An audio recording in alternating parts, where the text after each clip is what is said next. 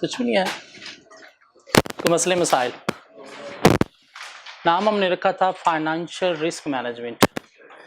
एक बिजनेस को कुछ फाइनेंशियल रिस्क फेस करना पड़ते हैं।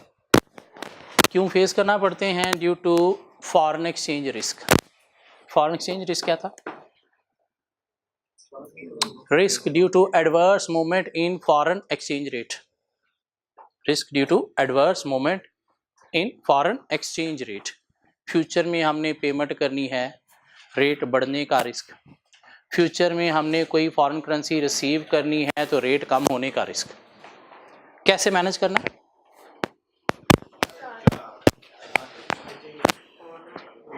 Lead payment. आज एडवांस में पेमेंट कर दें अगर इंटरेस्ट रेट कम नज़र आ रहा है तो उधार लेके डॉलर खरीद के पेमेंट कर दें, या फिर हेजिंग में चले जाएं। हेजिंग में जाते हैं तो बैंक के साथ एक कॉन्ट्रैक्ट कर लें, फ्यूचर का रेट आज डिसाइड कर लें।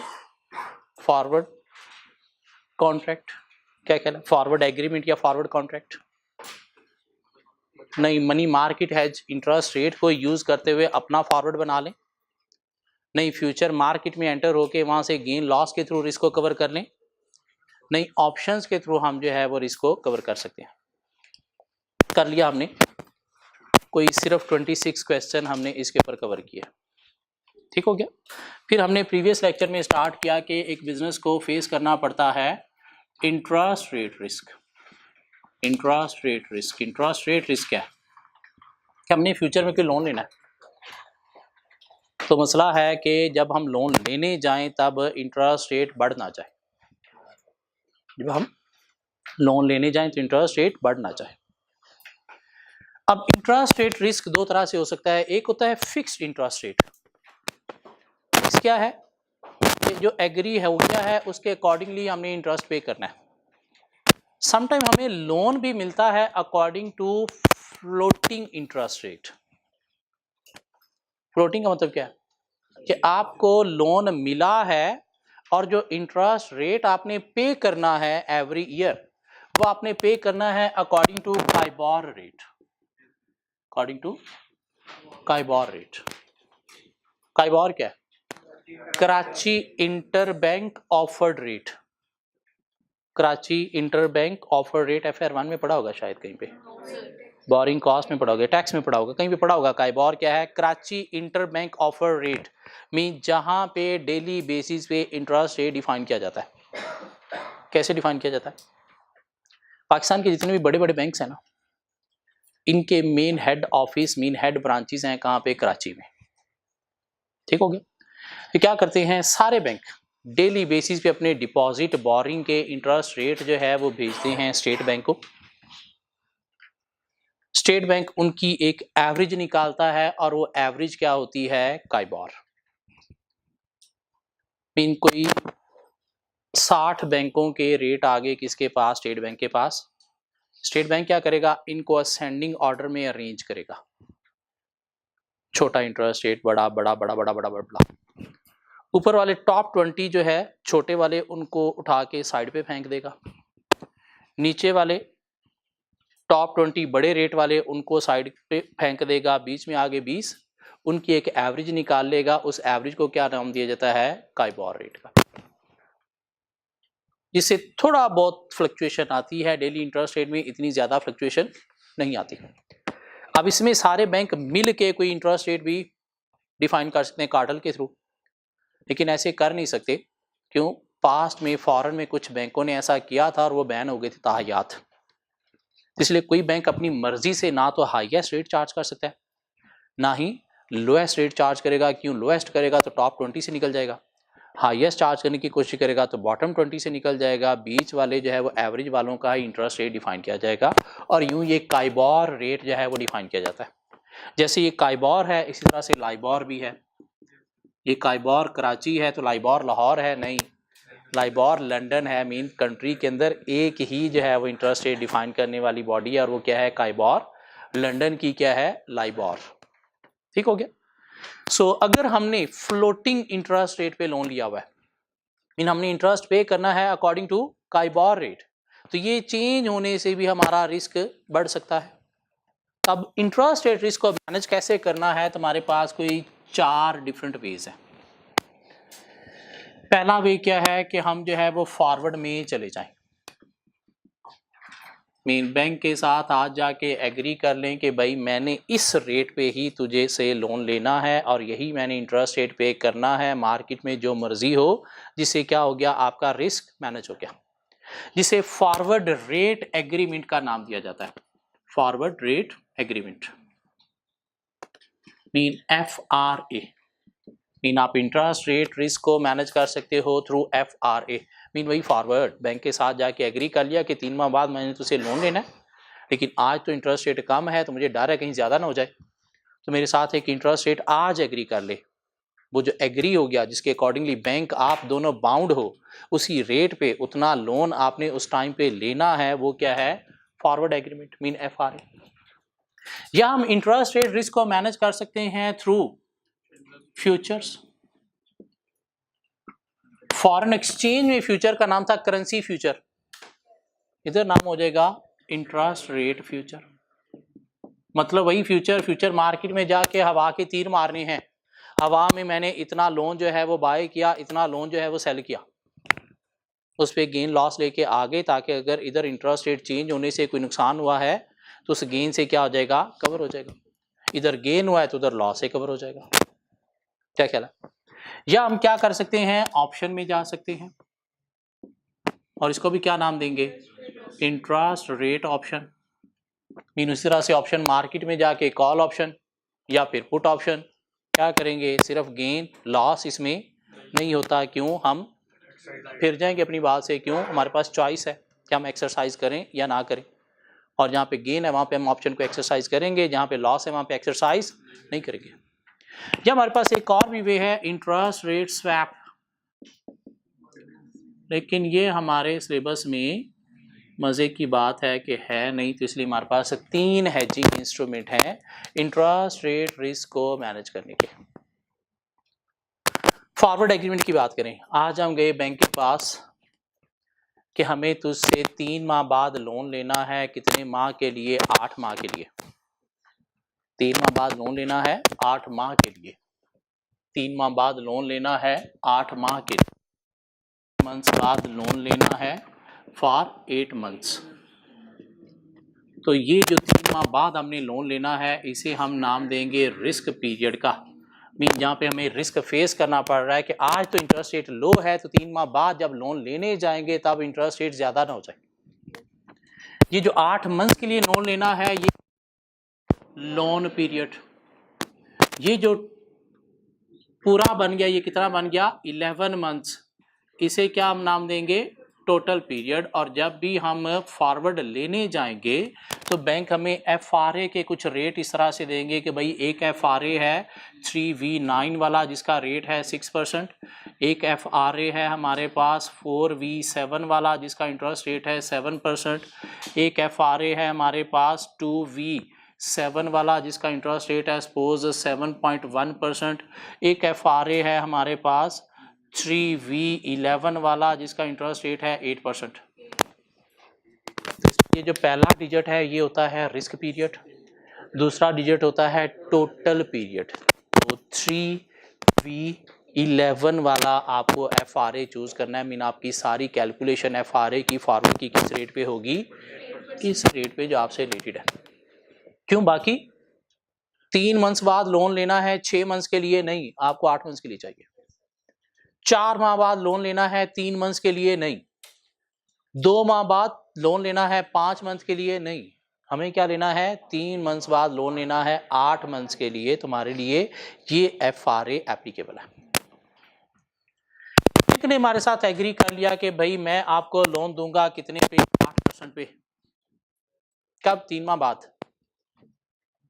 जब हम लोन लेने गए उस वक्त सपोज मार्केट में इंटरेस्ट रेट चल रहा है कितना, 10.5%। लोन हमने यहाँ पे लेना ना, बैंक ने यहाँ पे हमारे साथ आज एग्री कर लिया था कि मैं तुझे 8% पे लोन दूंगा। हम जब यहाँ पे लोन लेने गए उस वक्त मार्केट में चल रहा था 10.5% इंटरेस्ट रेट। तो हम जो लोन लेंगे वो हम लेंगे 10.5% पे ही। बाकी जो डिफरेंस है FRA और इसके बीच में वो क्या है, 2.5%। ये क्या है हमारा गेन, जो हमें क्या करेगा FRA पार्टी बोले तो बैंक जो है वो क्या करेगा, हमें ये कंपनसेट करेगा। मीन इतना जो है वो बैंक बेयर करेगा, हम अपनी 8% बेयर करेंगे। मीन लोन के अगेंस्ट इंटरेस्ट हम पे करेंगे 10.5%, लेकिन 2.5% हमें क्या हो जाएगा, रिफंड मिल जाया करेगा। मीन कंपनसेशन फ्रॉम बैंक मिला करेगी। ये बात समझ आती है। एक क्वेश्चन 27 में आ जाएगा हम। क्वेश्चन 27,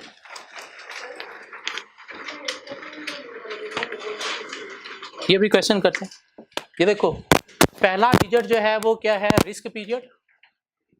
दूसरा डिजिट जो है वो क्या है, टोटल पीरियड। अब हमने 3 माह बाद लोन लेना है 8 माह के लिए, तो रिस्क पीरियड कितना है, टोटल पीरियड कितना है। दिस मीन 3V11 वाला हमें FRA चूज करना है। तो 3V11 वाला FRA कौन सा है, ये वाला। दिस मीन हमारा जो फॉरवर्ड एग्रीमेंट हुआ वो किस रेट पे हुआ, 8% पे। जैसे करेंसी में हमें फॉरवर्ड मिलते थे, 1 मंथ फॉरवर्ड के ये रेट है, 3 मंथ फॉरवर्ड का ये रेट है, 6 मंथ फॉरवर्ड का ये रेट है। हमने कौन सा लेना है, सपोज 3 मंथ्स वाला, तो 1 वाला 6 वाला क्या हो गया, इग्नोरेबल। हमने 3 मंथ्स वाले फॉरवर्ड के रेट यूज करते थे। इधर में हमने इंटरेस्ट रेट कैलकुलेशन में कौन सा यूज करना है, जो फॉरवर्ड हमसे रिलेटेड है, और वो कौन सा है, ये बाकी सारी क्या है, बेकार। जी क्वेश्चन 27 में आए please. Engro limited wish to borrow $5 million in 6 months time for a 3 months period.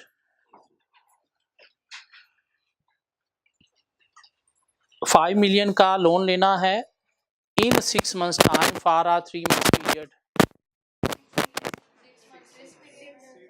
6 months risk period है और लोन पीरियड आपका 3 months है। मीन 6V9 वाला FRA आप लोगे, सब एग्री करते हैं इस पे, okay. It can normally borrow from its bank at CIBOR plus 0.5%. Mean bank आपको लोन देते हैं कि लोन के टाइम पे जो CIBOR चल रहा होगा प्लस 0.5% पे आपको लोन मिलेगा। CIBOR 6 चल रहा है तो आपको 6.5% पे लोन मिलेगा। मीन ये नॉर्मल रूटीन है बैंकों की लोन देने की। तो आपको डर है कि जब हम लोन लेने जाएंगे 6 माह बाद, तब CIBOR पता नहीं क्या पहुंच जाएगा। The current 3 months CIBOR rate is 5.25%। अभी CIBOR चल रहा है 5.25%, लेकिन हमने क्या लोन अभी लेना है, नहीं, हमने 6 माह बाद लेना है। तो डर क्या है कि 6 माह बाद ये हो सकता है 7-8% हो जाए। क्या कह रहा है, तो अभी जो चल रहा है ये हमारे लिए क्या है, ignorable. But the company is worried about the risk of sharp rise in interest rate in 3 months time in the near future। Mean 6 माह बाद जब आपने लोन लेना है तो चांस है कि तब बहुत ज्यादा इंटरेस्ट रेट बढ़ ना जाए। अब bank quote FRA rate of, bank ने आपको FRA रेट दिए। 3V9 वाला एक FRA है जिसका रेट ये है, 9V12 वाला एक FRA है जिसका रेट ये है, 6V9 वाला FRA है जिसका रेट ये है। आपको कौन सा FRA लेना है, 6V9। क्यों, आपका रिस्क पीरियड 6 है और टोटल पीरियड कितना है, 9 मंथ्स। अब इसने 2 रेट दिए हैं, 5.3% टू 5.25%। अब ये बाय और सेल वाले रेट नहीं है, बारो और लेंड वाले रेट है। बैंक से जब आप बारो करने जाते हो तो बैंक आपको ज्यादा रेट ऑफर, जब आप लैंड डिपॉजिट करने जाते हो तो आपको कम इंटरेस्ट रेट ऑफर करता है। तो आपको कौन सा रेट यहाँ पे चूज करना है, 5.30, बारो वाला बड़ा रेट। अगर आप डिपॉजिट करने जा रहे हो तो फिर छोटा रेट। यहाँ पे क्या करने जा रहे हो, बारो करने जा रहे हो। तो बाकी ऊपर वाले दोनों काट दिया हमने FRA, और इधर से 5.25% भी काट दिया, जिंदगी आसान कर ली, ताकि कैलकुलेशन में आपको कोई एम्बिग्युइटी नहीं रहेगी। Required what will be the effective boring rate for the company. Company को इफेक्टिवली क्या रेट पड़ेगा जो आपने बारो करना है। Suppose that the CIBOR reference rate is fixed at 6.5% at settlement date for the FRA। Mean जब आप लोन लेने गए तो तब CIBOR चल रहा था 6.5%। आपको लोन क्या 6.5% में मिलेगा, 6.5 प्लस 0.5 मीन 7% पे आप लोन लोगे। क्या ख्याल है? बैंक के साथ आपका क्या एग्री हुआ? 5.3%। तो रिमेनिंग बैंक आपको क्या करेगा? कंपनसेट करेगा। क्या ख्याल है? बैंक जब आपको कंपनसेट करता है ना, तो वो आपको सिर्फ काइबॉर और एफआरए के बीच में जो डिफरेंस है उसकी कंपनसेशन देता है। काइबॉर के ऊपर जो प्लस है उसकी कंपनसेशन आपको बैंक नहीं देता। बैंक कंपनसेट करेगा लोन के टाइम पे जो काइबॉर रेट है जो कि 6.5% है, और जो उसने आपके साथ एग्री किया 4.3%, इसके बीच में जो डिफरेंस है उसकी कंपनसेशन देगा। काइबॉर के ऊपर जो आपने बैंक को पे करना है उसकी कंपनसेशन नहीं मिलती। अब इस क्वेश्चन को सॉल्व कैसे करेंगे? हम देखेंगे जी कि काइबॉर क्या है, 6.5%। एफआरए कितना है आपके साथ जो एग्री हुआ? 5.3%। तो बीच में जो डिफरेंस है वो कितना है? 1.2%। ये क्या है? आपका गेन। जब आप लोन लेने गए आपने बैंक के साथ एग्री किया था 5.3%। जब आप लोन लेने गए मार्केट में रेट क्या चल रहा है? 6.5%। तो बीच में जो डिफरेंस है वो क्या है? 1.2%, जिसकी कंपनसेशन बैंक आपको देगा। बैंक आपको कितनी कंपनसेशन देगा? 1.2% की। आप एक्चुअली लोन लोगे 6.5 प्लस 0.5 मीन 7% पे जो इंटरेस्ट बनेगा 1.2% के हिसाब से बैंक आपको कंपनसेट कर देगा, तो बाकी आपको इफेक्टिव इंटरेस्ट जो है वो माइनस करके पड़ेगा। क्या ख्याल है? मीन आपकी जो बोरिंग है स्पॉट पे जो आपने बोरिंग की वो आपने की सर कितनी? $5 मिलियन, रेट 7%। कितने मंथ्स के लिए ये रेट होता है? पूरे साल का। कितने मंथ्स के लिए? 3 मंथ्स के लिए आपने लोन लिया, तो 3/12 तो आपके पास इंटरेस्ट आ गया। आपने कितना पे किया? 8,7,500। एफआरए कंपनसेशन आपको कितनी मिल रही है? एफआरए कंपनसेशन आपको मिल रही है सर 500,000 इंटू 1.2% इंटू 1.2% इंटू 3/12 कितनी? 15,000। तो आपका जो इंटरेस्ट आपको पे करना पड़ा वो कितना पे करोगे आप? इंटरेस्ट आपका जो पड़ा वो कितना है? 72,500 का। क्या ख्याल है? मीन ये जो आपने 5 मिलियन का लोन लिया 3 मंथ्स के लिए, उसका इंटरेस्ट अगर अकॉर्डिंग टू मार्केट रेट देखा जाए तो इतना बनता है, लेकिन चूंकि आपने बैंक के साथ एफआरए एग्रीमेंट कर लिया था तो उसकी सूरत में आपका फायदा हो गया। कितना फायदा? मीन आपको जो बैंक कंपनसेट करेगा वो कितना करेगा? इतना। तो आपको इंटरेस्ट टोटल कितना पड़ा? इतना। अब वो कहता है कि आपने बताना है कि ये इंटरेस्ट आपको किस रेट पे पड़ा। तो ये जो इंटरेस्ट है ये तो है 3 माह का। हमने जो रेट बताना है वो बताना है पूरे साल वाला। इंटरेस्ट रेट कभी भी 3-6 माह वाला नहीं होता। इंटरेस्ट रेट ऑलवेज एनुअल होता है। तो पहले तो इस अमाउंट को हम जो है वो 1 साल की अमाउंट में कन्वर्ट करेंगे, फिर इसके साथ कंपेयर करके देख लेंगे इंटरेस्ट रेट क्या पड़ा आपको। क्या ख्याल है? इस अमाउंट को 1 साल में कन्वर्ट करने के लिए हम क्या करेंगे? 7/500। हमने कहीं पे FR1 में पढ़ा है कि जो अमाउंट जितने परसेंट हो उसको उतने पे डिवाइड करते हैं, और जिसमें जाना होता है उससे हम क्या करते हैं? मल्टीप्लाई करते हैं। मीन ये 3 मंथ्स का है तो हमने क्या करना है? इंटरेस्ट पूरे साल का निकालना है। तो पूरे साल का इंटरेस्ट कितना बना? 290,000।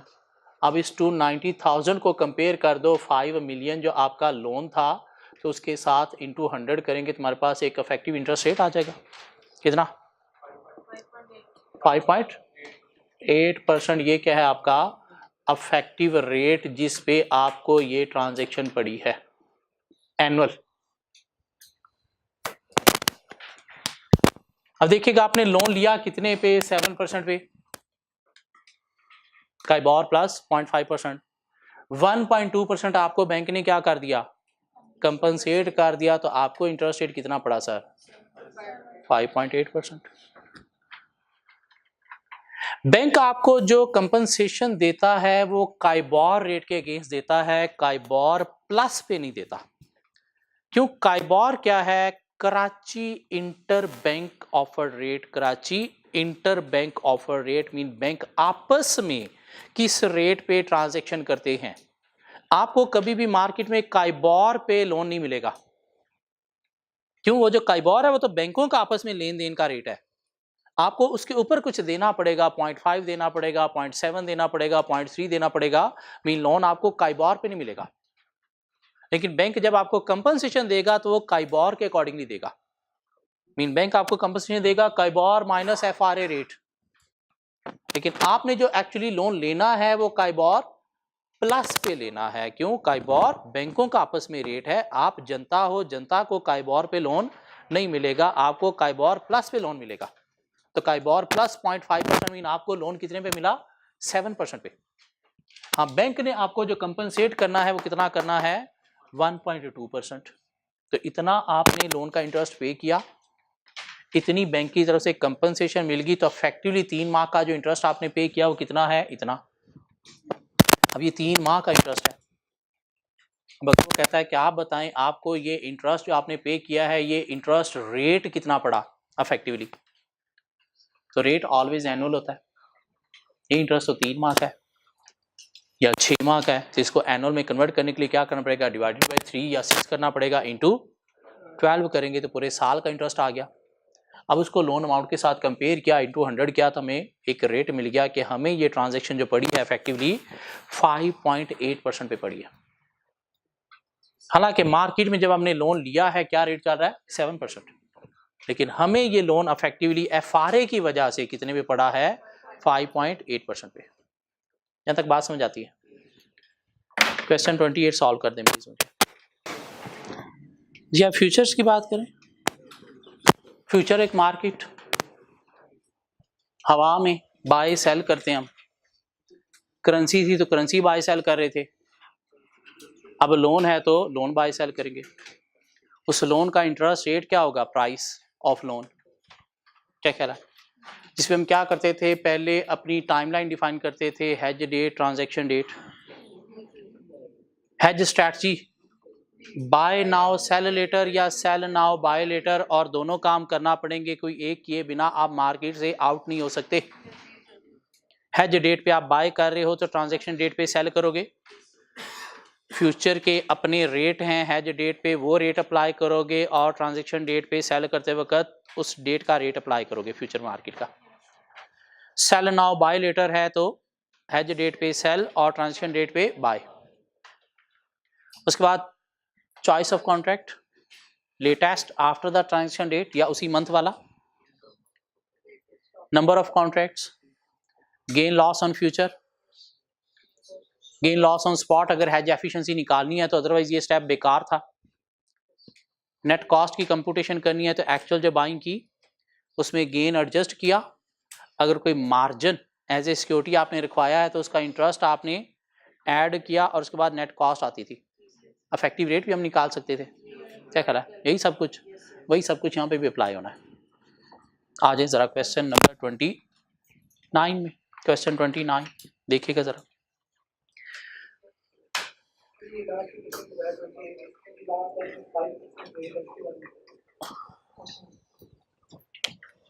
काइबॉर चल रहा था 6% जब आप लोन लेने गए।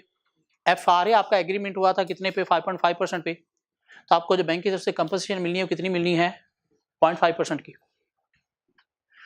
लोन आपने लेना है काइबॉर प्लस 0.5% पे, तो एक्चुअल आपने जो इंटरेस्ट पे किया वो इतना, बैंक की तरफ से आपको कंपनसेशन मिली 0.5%। 0.5% का मतलब क्या है? कैलकुलेट करते वक्त 0.005 आप करोगे। सेकेंड लास्ट लाइन क्वेश्चन की, 3 months from now rates indeed have gone up to 5%, mean 5% से रेट बढ़ गए हैं। So the treasurer must borrow funds at 6.5% the काइबॉर rate plus spread, mean आप जो बारो करोगे काइबॉर प्लस वो कितना है? 6.5%, जिसमें काइबॉर कितना है? 6%, मीन ऊपर वाली लाइन इग्नोरेबल होगी। मीन इतने रेट बढ़ गए हैं। कहाँ पे बढ़ गए हैं? मार्केट में बढ़ गए हैं, लेकिन आपको लोन किस पे मिल रहा है? काइबॉर प्लस 6.5 पे। तो आपने जो लोन लिया है वो इस पे लिया, 5% पे नहीं। ठीक हो गया? चले आगे। Question 29, Parco expect to borrow $10 million for 3 months starting in 2 months time in early June and expect to pay interest at 3 months $CIBOR plus 0.5%. तो 10 मिलियन का आप लोन लेने जा रहे हो 3 माह के लिए, कब लेना है? 2 मंथ्स में लेना है, क्या ख्याल है? और काइबॉर प्लस 0.5% पे लोन मिलता है मार्केट में। It wish to use a future to hedge the exposure to rising interest rate, forward नहीं, फ्यूचर, जिसके अपने मार्केट के रेट होंगे, क्या ख्याल है? लेकिन कॉन्ट्रैक्ट साइज होगा जिसके अकॉर्डिंगली हम बाइंग सेलिंग करेंगे। It therefore sell 10 June short currency contracts, mean जून में शायद आपने कोई ट्रांजैक्शन परफॉर्म करनी है, लोन लेना है, तो जून वाला कॉन्ट्रैक्ट आपको मिला 10 million divided by 1 million per contract at a price of 93.4, at a price of 93.4। Future market में जब भी हम एंटर होते हैं ना, इंटरेस्ट रेट रिस्क को मैनेज करने के लिए, अब ये क्या है 93.4, हम क्या करेंगे, इसको माइनस करेंगे 1 माइनस 93.4, तो क्या बना 6.6, 1 माइनस 100 माइनस, तो क्या बना 6.6। मीन ये क्या है हमारा इंटरेस्ट रेट, ये क्या हमारा इंटरेस्ट रेट। मीन हमें फ्यूचर मार्केट में जब इंटरेस्ट के रेट मिलते हैं तो परसेंटेज में नहीं, हमें इस तरह से मिलेंगे, क्या ख्याल है? हमें मिला सपोज कितना 94, तो क्या करेंगे 100 माइनस 94 इज इक्वल टू 6%। हमें मिला सपोज जी 92, तो 100 माइनस 92 इज इक्वल टू 8%। हमें मिला जी 91.7, तो 100 minus 91.7 is equal to 8.3%। Mean इस तरह से हमें जब फ्यूचर मार्केट में इंटरेस्ट रेट मिलेंगे, मीन लोन की प्राइस मिलेगी, तो हम ऑलवेज इसको 100 में से माइनस क्या करेंगे, तो दिखा करेंगे इंटरेस्ट रेट क्या है। सो क्या कह रहा है हमें, फ्यूचर मार्केट में हम जब गए, जून वाला हमने कॉन्ट्रैक्ट लिया, जून वाला कॉन्ट्रैक्ट लिया, और जून वाले कॉन्ट्रैक्ट में उसने कहा जी कि आपको 93.4 मीन 100 माइनस 93.4 6.6% पे फ्यूचर मिलेगा, मीन फ्यूचर की प्राइस ये है। Each subsequent closes the position in early June at a price of 92.7, mean आप स्टार्ट तो करोगे किस पे 93.4 पे, 93.4 पे आप स्टार्ट करोगे, लेकिन क्लोज आप करोगे 92.7 पे। इसका क्या मतलब हुआ 7.3। When it also borrows 10 million at 7.80, which is the current 3 months CIBOR rate at 7.3 plus 0.5, mean जो एक्चुअल आप ट्रांजैक्शन परफॉर्म करोगे वो आप कितने पे करोगे 7.8% पे। एक्चुअल जो ट्रांजैक्शन आप परफॉर्म करोगे कितने पे करोगे 7.8% पे। अब फ्यूचर मार्केट में आप पूरी ट्रांजैक्शन परफॉर्म करके ही गेन या लॉस लेते हो, बाय करोगे किस रेट पे, सेल करोगे किस रेट पे, तो डिफरेंस क्या होगा गेन या लॉस, क्या ख्याल है? अब इस क्वेश्चन में हमारी जो हेज स्ट्रैटेजी है वो क्या बनेगी,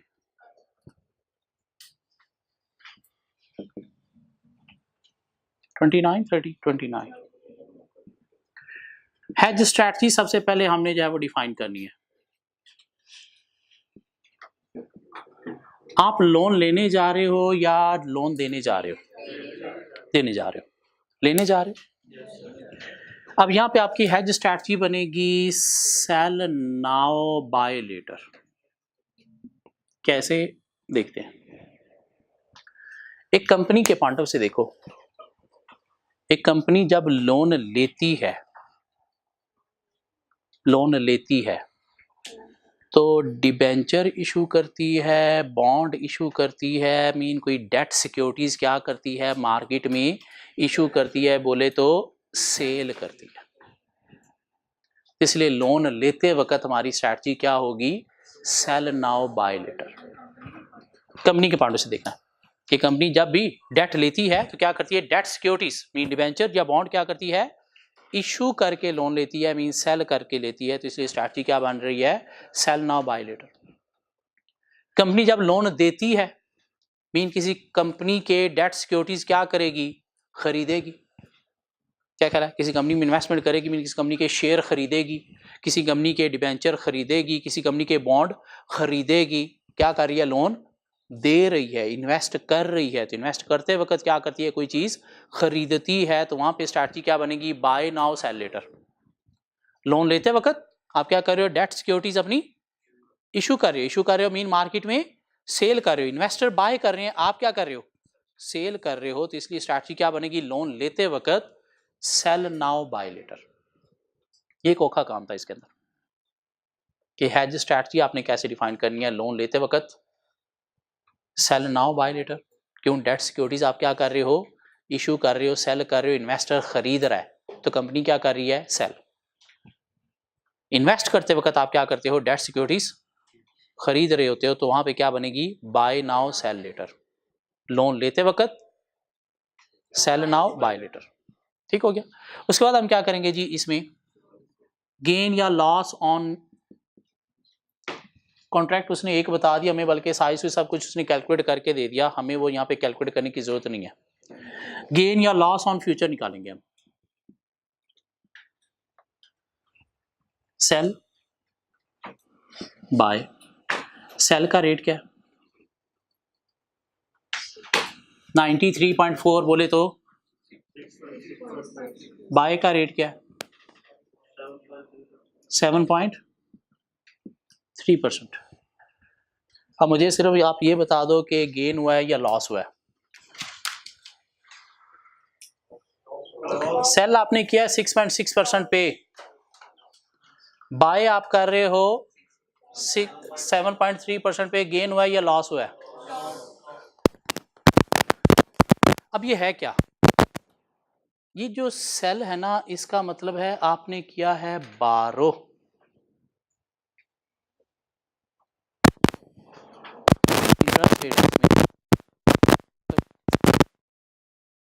सेल का मतलब क्या है 6.6 है, आपने लैंड किया है, डिपॉजिट किया है कितने पे 7.3। तो 12 करते वक्त इंटरेस्ट आपने पे किया है कितना 6.6, लैंड करते वक्त इंटरेस्ट आपने रिसीव किया है कितना, रिसीव ज्यादा किया है या पे ज्यादा किया है, कितना,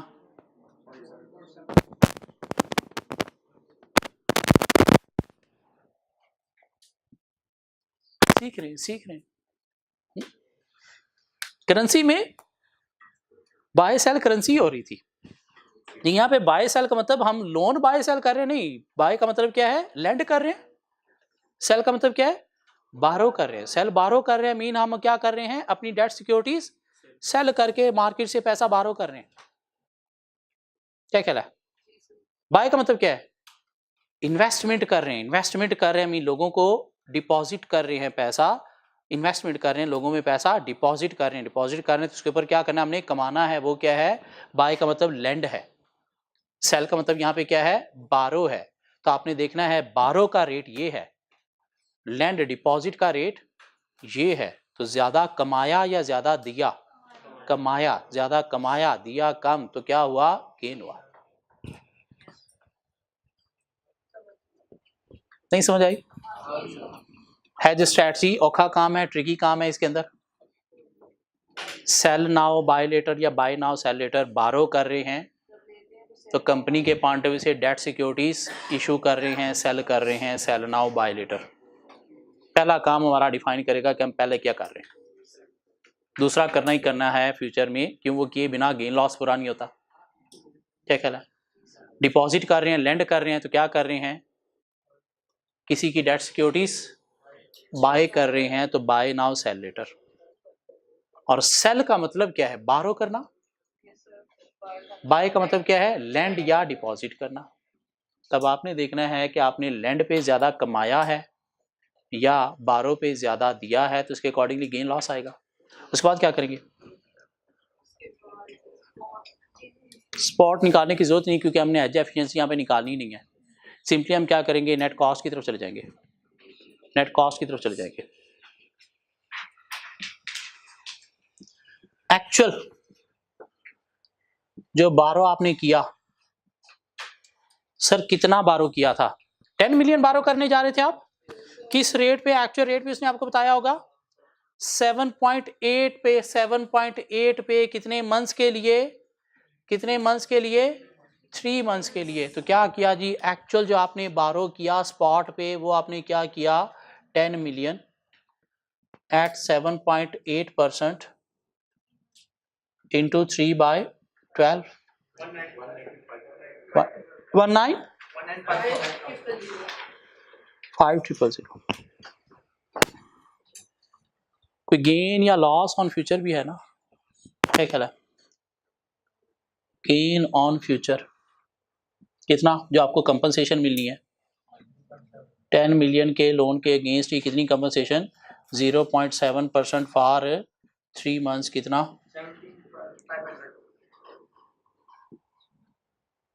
तो ये आपने पेमेंट की, इतना आपको कंपनसेशन गेन की सूरत में मिल गया। तो नेट आपने क्या पे किया? नेट इंटरेस्ट कितना पे किया?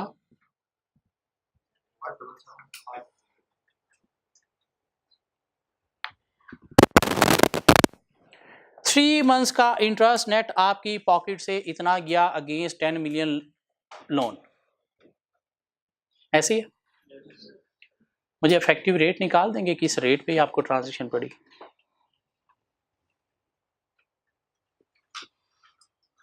ये 3 मंथ्स का इंटरेस्ट है, रेट एनुअल देना है तो इसको पहले क्या करोगे, एनुअल में कन्वर्ट करोगे और फिर 10 मिलियन के साथ कंपेयर करके रेट आ जाएगा, वो रेट दे दें मुझे।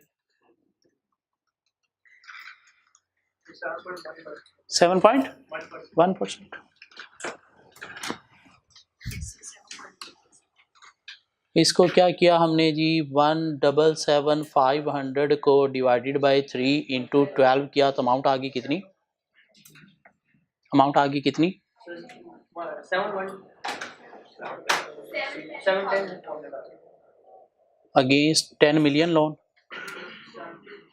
इंटू 100 किया तो हमारे पास इफेक्टिव रेट आ गया 7.1%। मीन हमने लोन जो है वो लिया एक्चुअली कितने पे? 7.8% पे, लेकिन इफेक्ट फ्यूचर की वजह से हमें क्या रेट पड़ा? 7.1%।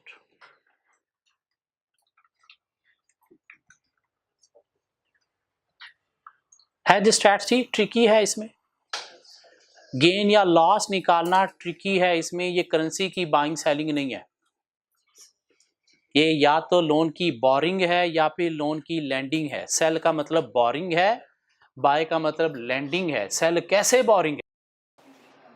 कंपनी के पॉइंट ऑफ व्यू से कंपनी क्या कर रही है? डेट सिक्योरिटी इशू कर रही है, मार्केट में सेल करके पैसा ले रही है, डिबेंचर इशू करके पैसा ले रही है, बॉन्ड्स इशू करके पैसा ले रही है। क्या ख्याल है? और बाय लैंड कैसे है?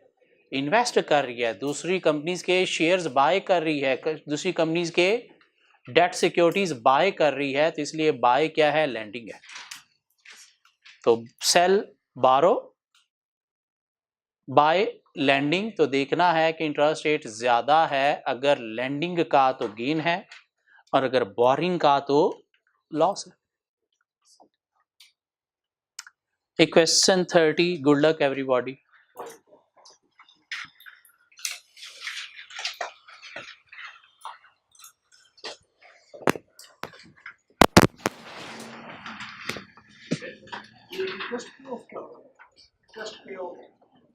इंटरेस्ट जो आपने पे किया, जो आपने पे करना है वो पे ऑफ है।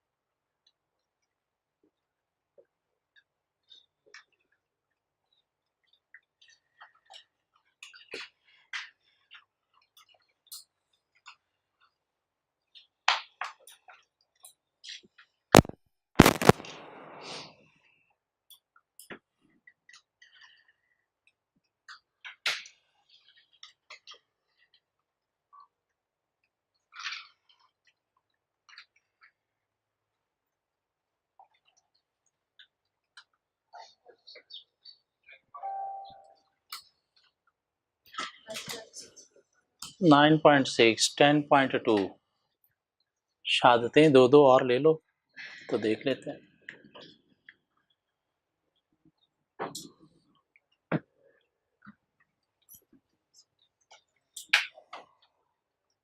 इसका आंसर है 10.1 9.6 10.1 10.1 पे 3 शहादतें पूरी हो गई हैं, 10.2 पे 2 शहादतें हो गई हैं। आए मिलके देखते हैं। Ford Motors expect to invest 10 million for 3 months at Kaibor -0.5। Deposit करने जा रहे हो इसलिए फिर बैंक क्या करेगा भाई, काइबोर -0.5 आपको रेट मिलेगा। बारो करने जाओगे तो ज्यादा, डिपॉजिट करने जाओगे तो कम। In early November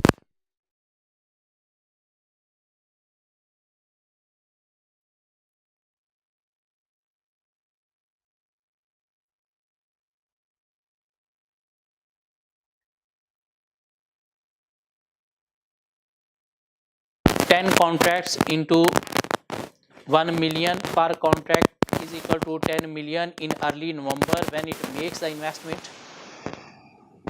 Ford Motor closes the future position by selling 6 December contract 89.35 and invest 10 million at 10.15 which is the 3 months Kaibor rate 10.65 minus 0.5.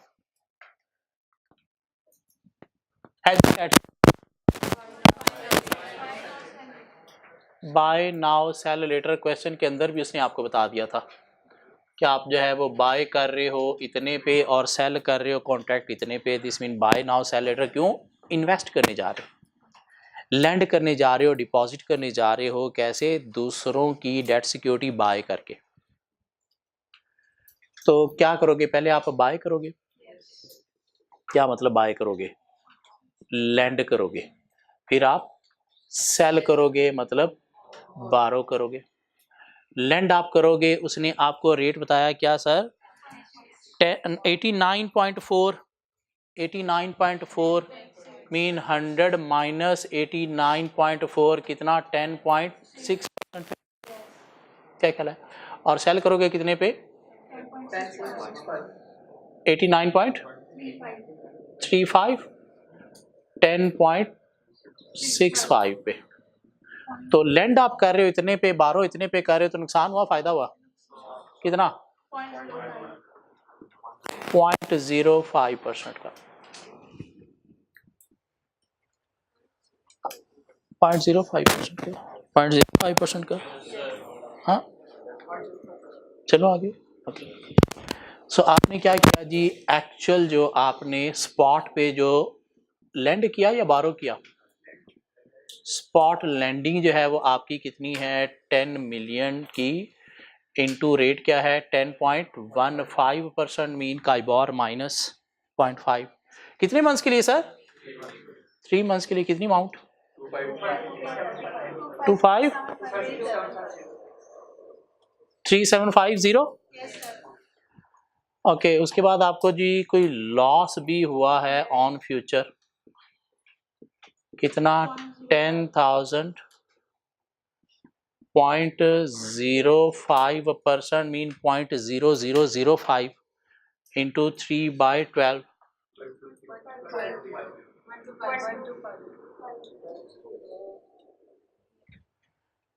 ये आपने लैंड किया, इंटरेस्ट रिसीव किया और ये आपका लॉस हुआ, तो ये माइनस करेंगे तो आपके पास क्या आ गया? Net interest. कितना?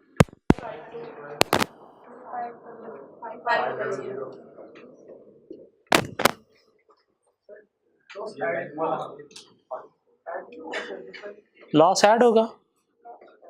ये इंटरेस्ट आपने पे किया या रिसीव किया? रिसीव किया तो लॉस ऐड होगा या माइनस होगा? माइनस होगा ना। क्या ख्याल है? लॉस माइनस होगा। 12500। ये इतनी अमाउंट बनती है। ये 3 मंथ्स का है, ये 3 मंथ्स का है। इसको क्या करोगे, पूरे साल पे कन्वर्ट करोगे, कैसे, 252500 डिवाइडेड बाय 3 इंटू 12, कितनी अमाउंट बनी, 101 समथिंग, 101 समथिंग,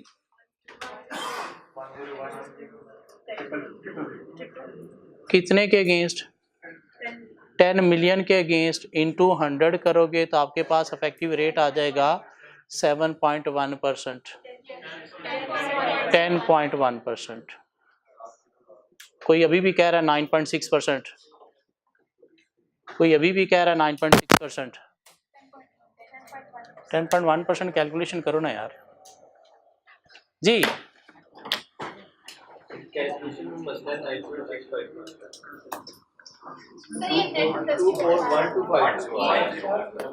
ये कितना बनता है,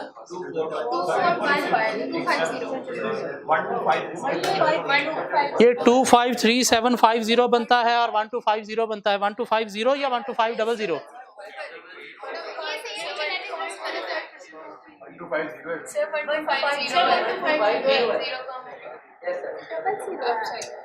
ये 0.05% है तो क्या बनेगा 0.0005।